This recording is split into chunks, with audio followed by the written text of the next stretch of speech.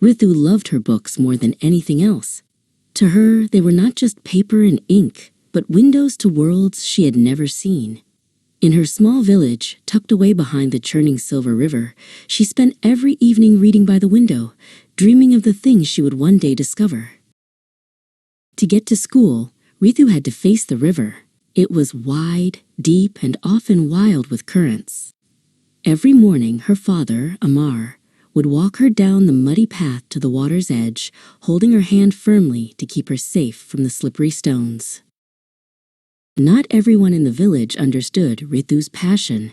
Her Uncle Sam often sat on the porch, frowning as they passed. Why risk the river for a girl's schooling? Sam would argue with Amar. It is a waste of time and effort. She should stay here and learn to tend the fields. Ritu often overheard these arguments from the shadows of the doorway. She would clutch her satchel tightly to her chest, feeling a mix of sadness and a growing spark of defiance. She knew that her father believed in her, and that was the fuel she needed to keep going. Every day, Ritu boarded a small, wobbling wooden boat. As the boatman rowed against the heavy current, the cold spray of the river would often wet her clothes. Ritu never complained. She just held her books high above the water, protecting her treasures from the river's reach. One evening, Amar sat with Ritu under the ancient banyan tree. He reached into his pocket and handed her a sturdy brass ruler. "Education is the only bridge that no flood can ever wash away, Ritu," he whispered. "Keep learning, and one day you will build paths for others." Years flew by like the river's current. Ritu studied long into the night, often by the flickering glow of a single oil lamp.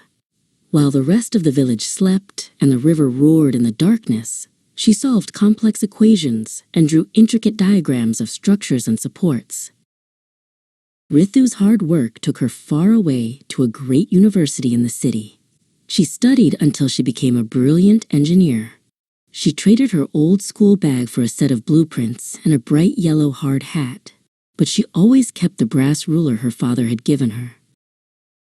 One day, Ritu returned to her village, not as a student, but as a builder. She stood on the muddy bank where she used to wait for the boat. Next to her stood Kavi, the construction foreman. Together, they looked at the massive steel beams that would finally span the dangerous water. The bridge was finally finished, a magnificent arc of stone and steel. Ritu walked across it for the first time, hand in hand with Amar. High above the center of the span, a plaque was set in stone.